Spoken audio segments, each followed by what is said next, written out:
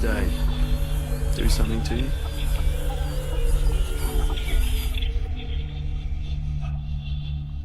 Just know that I'll never let anyone hurt you. Not ever.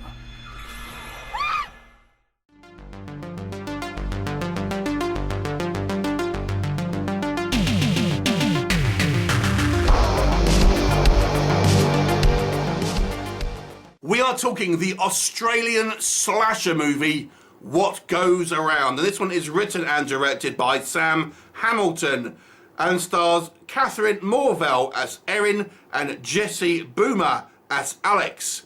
Now, this movie is very similar, if you ask me, to I Know What You Did Last Summer, and a number of other kind of 90s slasher films, if you ask me. That is definitely where I'm feeling this movie is influenced from. But I would actually say it more feels like a thriller rather than a horror. And how I would best describe this is the killer, if you like, feels more of a serial killer than a slasher. But let me give you a quick plot synopsis.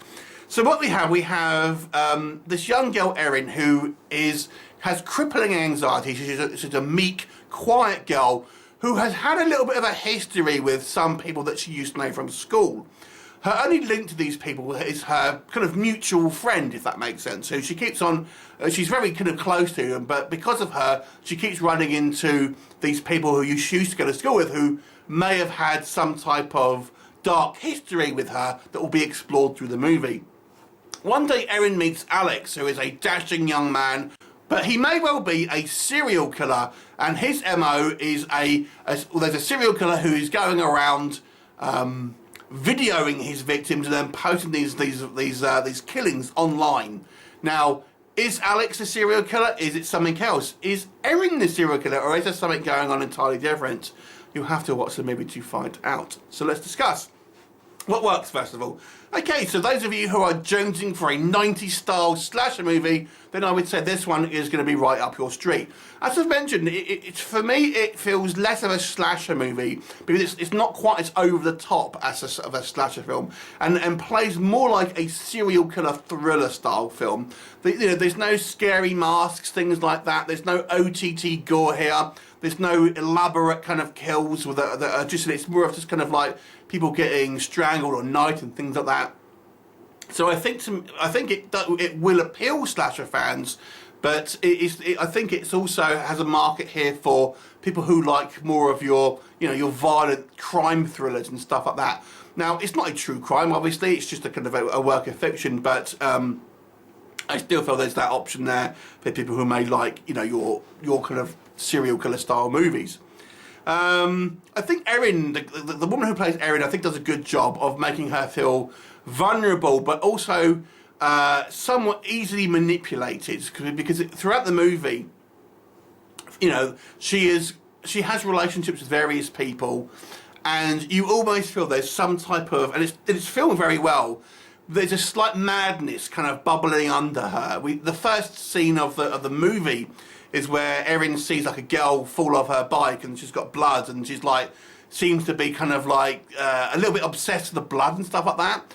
So the movie sets out that Erin may have kind of darker urges sort of just bubbling under the surface, but when you look at her and the surface level, she seems, as I say, she has a lot of anxiety and things like that. So I think it's directed and played very well by the actress there.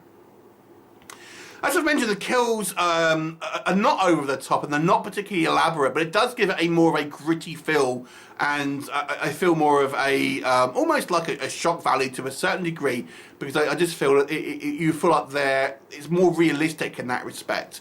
And there are certain aspects of the film that aren't realistic, which we'll come on to, but because this movie plays, as I say, more like a thriller rather than a slasher, it does have a little bit more of that kind of like real world feel to it.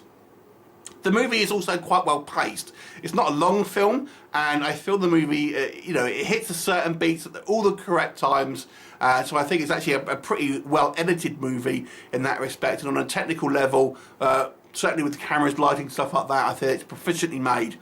The one area where I feel the technical areas is the audio, because this movie, I feel, if we go on to some of the negatives, it has some quite obvious ADR.